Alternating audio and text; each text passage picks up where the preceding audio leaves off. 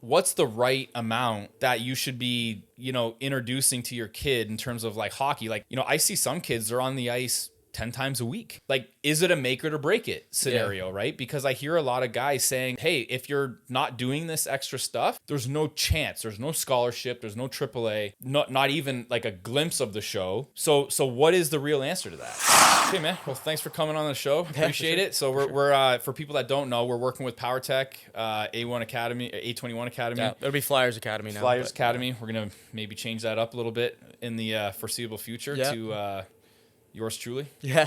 I got a couple questions for you. And the questions that I have for you are based on, I guess, my own personal experience from what I'm seeing at the minor league level of what parents should actually be focused on with their kids from their perspective of, you see a lot of parents that, 8U, 9U, 10U, even like 11, 12U, like all like pre-puberty. Oh yeah. Right? For sure. That their parents are just like dumping a ton of money, spending a ton of time because they think they see something in their kids and they feel like their kids are going to make it. So, and I have this debate a lot with parents about what's the right amount that you should be, introducing to your kid in terms of like hockey. Like, I see some kids, they're on the ice 10 times a week, 9 times a week. Yeah. And I think that this is an interesting conversation to have with you because your camps, your training, the academy, it relies on that extra curricular hockey activity. So I want to respect the fact that you're running a business, right?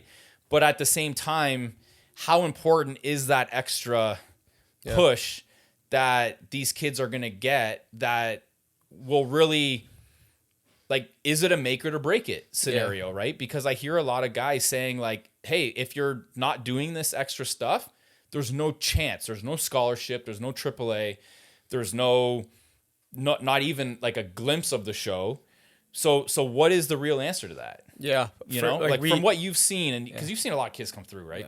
Yeah, like we talk about this every day. This is our conversation every day. And I've seen it. The only reason why I'm pressing this is because I've seen you guys talk about it, so I know it's I know it's there, right? Yeah, and I think there's a few different things to that we need to talk about. Like, first is, what do you want out of hockey for your kids? That's the number one thing. So whatever your underlying philosophy is in terms of where you want your kids to be because of hockey, from hockey, what you want them to get out of it, that you need an answer to that question as a parent. So if your primary driver is, I want my kid to get to the NHL, for example, for us, that's the wrong driver. Like, we're already starting on the wrong foot.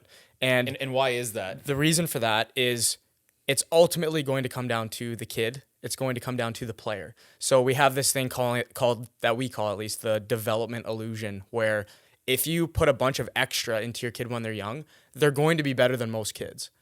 They're just going to be, because of the nature of the reps, the time you're putting in. It's like anything. Yeah.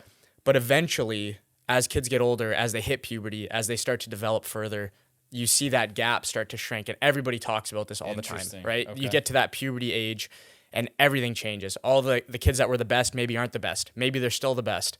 Maybe the kid that was no good is now great. And all of these things change. And then you get into kids maturing, and now they're self-driving. Now some of the kids either want to or they don't. I see. So you can feel like you're making an impact as a parent up until a certain age, and it will show. You'll see that this is actually making a difference. My kid is much better, much further along. They're getting invited to the big camps or the big tournaments for the special teams. Yeah. And you can get caught up in that thinking, I can't miss this opportunity. Yeah. But when your kid's 10, who knows what they'll be when they're 16. Yeah. And then you think of it in terms of the age of that actually matters. When you're 16 for the OHL or the CHL, out west is even 15. But then you have guys in the States they're not 19 or 20 till they're making that decision on, am I going to be a pro or not? Interesting. So the trade-off that you kind of have to gauge this as a parent, you want to give them opportunity. You want to help them to achieve their goals, but you have to decide as a parent, is this my goal or is this my kid's goal? See. Because there's going to be a transition point. You can push them until a certain age, but in Ontario after 16 when they go to play juniors, or after 18 when they're going to play junior, then they're going to have to drive the ship. If they go and bill it somewhere, you can't tell them what to do anymore. You don't have that control, you know? So that's kind of the framework of, as a parent, at least for me, that's how I think of this. When you're putting your kids into a sport, what do you want out of it? And our answer, or at least my answer, is always, you want them to learn the things they can learn from sport. Similar to all of us. I didn't make the NHL, but playing hockey and what I got out of hockey set me up for what's going to be the rest of my life, right? It sets you up for success, arguably, right? Yeah, for sure. You learn how to, you learn great social skills. Yeah. You know how to win friends and influence people. For Probably sure. the best book on earth. Great book. So great book. You learn certain things like that. Team effort and there's all kinds of amazing things that can come from sport. That's my main thing for what I want to see. My kids take away from sport is like the camaraderie, the social skills and things like that. I don't have expectations of those types of things. And I feel weird saying that because everything that I do, I typically try to do it to its absolute maximum. But, statistically speaking, I'm also a realist, right? Where I think that, I think that you're also going to lose out on other opportunities in life if you have that kind of focus on I'm making it to the show and it just doesn't pan out. Right. Then are there other things that you could have, lost out on or whatever? Yeah. I don't know. Right. And this is a common criticism we get when people listen to us speak is we do both sides of everything. Yeah. We're constantly presenting both sides. And I think that's the right approach. And this was something my dad did with me. And I feel like a lot of the people who I resonate with when they speak, they say the same thing. It's that, yes, like someone has to make it. Someone has to make the NHL. Yeah. So someone will need to be there. Yeah. But. Yeah. And, you get the people of the philosophy that you can't have a plan B. If you have a plan B, then you're not going to be desperate enough to make your plan A. And I agree. And then that's where you get into the conversation of there's a different path for everybody. Yeah. And you'll find the guy who came from nothing and overcame and battled and made it. You'll find the rich kid that was given everything and they made it. You'll find the guy in between that you never would have expected or would expect. And there's really just no answer. There's no path. There's no one thing. And so that's why we always harp on intention. What is your intention with the decision you make? So back to your original point about the extras, we have to get the extras or pay for the extras or we have no chance. What I always say, because I get this question a lot, is it doesn't matter if you want to go do the extras, if you have the resources, if it's not a burden financially, if it's not a burden from a logistics standpoint, if it's not going to ruin your life to go to an extra tournament, then you can do that provided your intention is in the right place. Yeah.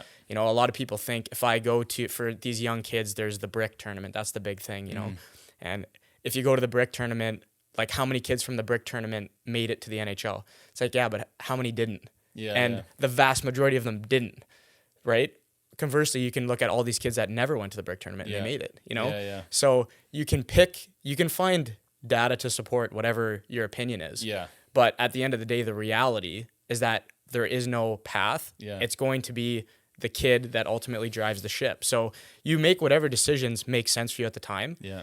And there really is no right answer. So if you can go to the tournament, that's fine. You can go. If it's intelligent, if it makes sense with your development plan and all those things. But so it's not a bad thing to do the extras. It's not a good thing to do the extras. Yeah. It really just depends on you, your context, and what you have available from as a family or as parents. And then what does your kid actually want to do? Yeah. Do they want to go? Do they want to do something else? Yeah. These are the questions that you need to ask. Man, this is why I feel like this is such a hot button topic because, I remember growing up, my parents did not play hockey. My mom was outrageously poor from Portugal, came here. My dad was same thing, ended up, as a, you worked in a factory, did okay for himself at GM and everything. But yeah, it came from, he was not well off. So they didn't play hockey. Mm-hmm. But my mom loved hockey because her uncle loved hockey. Yeah.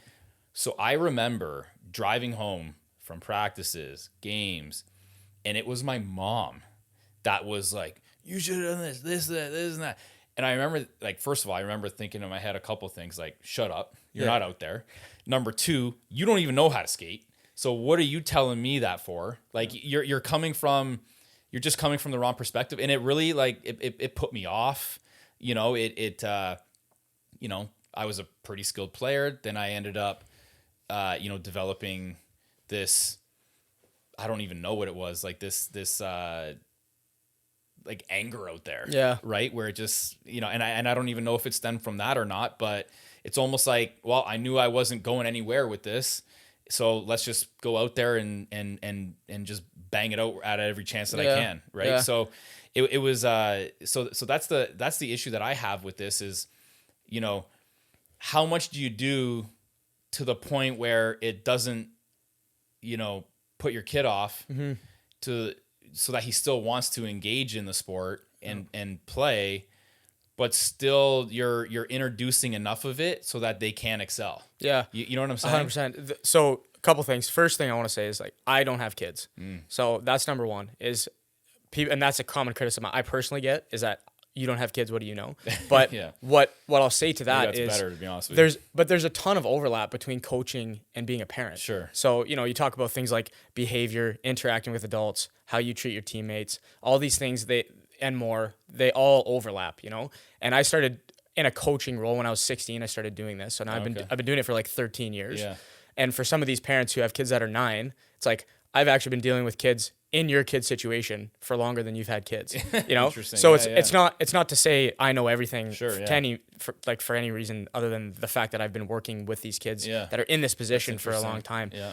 But what I'll say with this is that a lot of times parent can put undue pressure on their kids for their own personal reasons. For some parents, it could be they wish they could have played and they didn't, or they think that they were better than they were and they're kind of taking it out on their kid, or they feel like they want to hold their kid to a higher standard, even for good intentions, like they want them to have a better run than they had, and all these kinds of reasons. But my strategy and what I always recommend to parents is to ask questions and just have conversations with your kid. Andy that we work with at PowerTech, his thing that he did with his kid was he said we'd play catch. We'd play catch and I would just get the kid talking and see what does the kid actually want? What does he actually care about? Are they talking about hockey? Are they talking about girls at school? Are they talking about the project that they did before? Are they talking about some random thing that you didn't even think of? Interesting. And what do they actually care about? Yeah. And just because you care about this thing doesn't mean they do. Yeah. Or if you come in with the hot criticism, like, and I've been there too, like the car ride home, that's another hot topic, right? Yeah. So you might not even know where your kid's head is at because you're just dictating constantly dictating. Yeah. And so even, after games, even if you're totally pissed that your kid had a bad effort or whatever it was, instead of going in and ripping the kid, it's like, hey, so like, how'd you feel out there today? What was going on? How'd you think you played? Yeah. Because the kid might say, I thought I played fine. Or they might say, well, my coach told me to do this and I thought I did that. Yeah. And it might be totally counter to what you thought. Yeah. So there's that piece of it. And then the other part is you have to check yourself as a parent. Like you said, your mom didn't skate or hadn't played. Yeah. It's like, what do you actually know as a parent, And it's funny because it's one of those things like the less you know, the more you think you know. Yeah. And as you get to higher levels in play, it's the same thing in anything. It's business, it's school, it's whatever. Yeah. You get more knowledge and you feel like you know less about what's actually going on. Yeah. And for a lot of parents or people that are on the outside, they don't know what decisions coaches make. They don't know what they're saying to the players. They don't know what it's like to be a player. They don't know what it's like to be on the ice. Yeah. And you can impose that thinking and forgetting what it's like to be the kid and going through that experience, 100%. Yeah. Some of the shit that I hear in the stands is like mental. It really is. Yeah. Sometimes I don't know what people are talking about. I don't know what they'll tell their kids to do something and I'm like, what does that even mean? Exactly. They'll yell the nothing words. It makes no sense. Like I hear parents tell their kids, do crazy stuff. The last thing I heard was some kid was in the corner and one of their parents was screaming at the kid to float it through the slot. Yeah. The kid's 8 years old. He's not floating anything through the slot. Like you know what I'm trying you know what I'm talking 100%. About? Like it's actually crazy. And like to contrast that in baseball, when I'm watching baseball, I don't say anything. Mm-hmm. I don't know baseball, right? As much as I'd like. Mm-hmm. I didn't play it growing up. I played it here and there, but not at like any kind of competitive level in all honesty. So I don't say anything because I don't want to be that parent that's just like yelling out stupid stuff that makes no sense whatsoever. Mm-hmm. So I think there's a very big lack of even self-awareness from some parents as well. Like that is almost like plaguing the sports industry, especially minor sports. That's such a huge point. Like one of my, maybe slightly off topic, but not really. It's like one of the things you always hear is, this generation, they don't want to work. They don't want to give effort. They don't want to do this, that. And I always think this every time I hear that is you're the parents. Like you're the teachers, you're the coaches, you're the ones that are influencing the kids. Yeah. Like ultimately as the adults in the room, we're making the decisions that are going to influence how these kids behave in all of these different areas, whether it's sports, whether it's school, whether it's anything that they're pursuing. Yeah. And we have to take some accountability for that for sure. as coaches and as parents. You know, we can't just say, well, this kid doesn't want to do this, or this kid can't behave himself, or this kid doesn't give any effort. Yeah. Even if it's your own kid. Yeah. It's like, that's a totally look in the mirror moment as adults and as coaches, you know, that's the thing. So to your point about the self-awareness, it's like, we have to be able to look at ourselves as the ones in charge, particularly when they're younger. The younger they are, the more true this is. Yeah. And, you know, you can be as crazy as you want to, but like I said at the start, at the end of the day, the kids will reach a turning point where they ultimately have to drive it. Yeah. So you can think you're making your impact, and it can look like you're making your impact. Yeah. But then they're going to be 16, they're going to be 17, they're going to be 18, they're going to be 20. And if all they've had was dad yelling at them or mom yelling at them to this point, it's going to come out in the wash in those years, whether or not they actually want to do the work and pursue it on their own. You know? Or they're going to have a good relationship with their parent. That's right. That's the other, like, you take sports out of it, man. It's like, where do we want to be? Yeah. Where do we want to be when the kid is done? You want your kid to hate your guts? Yeah, exactly. Right. Yeah. So there's always, like, I'm a very competitive guy, and I'm a very, like, you know, I'm all in all the time. So, like, I'm very conflicted with minor sports. Yeah. I'm very conflicted because I very much do come from that, you know, I dropped out of school. I didn't have a plan B. So it was a fight or flight scenario. I chose fight for from the business aspect of things because I didn't have any other choices. I made it, made it. Yeah, made it. But you know, and I do feel like that was a big proponent of not having a plan B.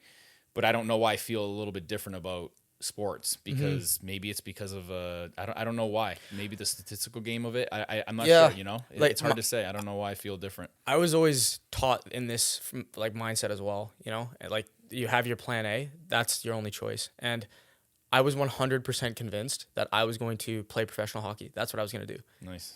Didn't work. Yeah. Right. Yeah. So I had to figure that out. Yeah. In my head, I was like, wow, I was so sure. Yeah. Only to start to realize when I was in university, I was like, hey, maybe there's a different path that I need to take. And so my point of bringing that up from my personal experience is that I don't think those things have to be mutually exclusive. Like, I don't think you have to say, I can only have my plan A and not focus on anything else. For some people that can work. Yeah. And this is, again, where there's the no path thing. Yeah. But to me, it's just smart to make sure that you have certain things in order that don't take away from your sport at all. So I always tell this to kids with school, or I say this when we're speaking about grades. A lot of guys that play hockey don't care about school.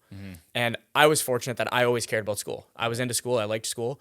And what I always say to them is, you doing well in school does not affect your hockey at all. Yeah.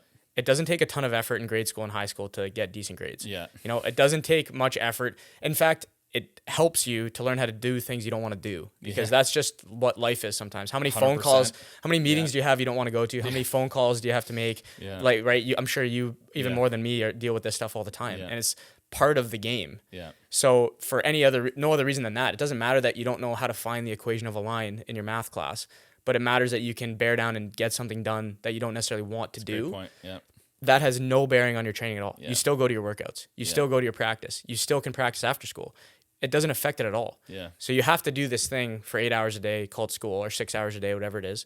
And it does not in any way take away from your ability to go after your plan A. Yeah. You know? Yeah. So I think that mindset shift has to happen, because a lot of people are either one or the other. It's either, okay, we have to make sure we have a backup plan, or we're only going after plan A. Yeah. It's like, you can do both. Yeah. It's okay to be prepared, and then also 100%. Say I'm 100% in on this plan A. Yeah. You know, at least that's my perspective on it. Or 100% in on everything, right? Like, if you go to do anything, like, why wouldn't you want to do everything to its fullest, right? For sure. At the end of the day, that's also something that I like to, you know, I guess live by. If you're going to do something, you do it right. Yeah. You know, not half-ass it type of thing. No, that was a very good perspective. I got one last question, then I got to hop on to a meeting. Yep. But so some of the videos that we've been doing, you're getting a little bit of flack on. Mm-hmm. So what's your perspective of why it's coming your way? What is it that, because I'm sure this is not new to you. Right. Yeah. Right. Definitely not. Yeah. And at the end of the day, I've seen this in my world, Yeah. right? Where I'll put out business videos, or I'll put out, I used to do a little bit of nutrition and fitness here and there because I'm involved in the fitness and nutrition industry. From my perspective, now, again, I don't know from a coaching perspective, but from my perspective, there's multiple ways how to skin a cat, right? Yep. Now, what's your take on when someone's like, well, that's old technology, that's the old way of doing things, this is not the right way? What's your perspective as someone that's very dialed into hockey, specifically, in rebuttal to those types of comments that you get, and in a diplomatic way, because that's not to say that those people commenting are necessarily wrong, but what's your take on the position that they're taking? Yeah.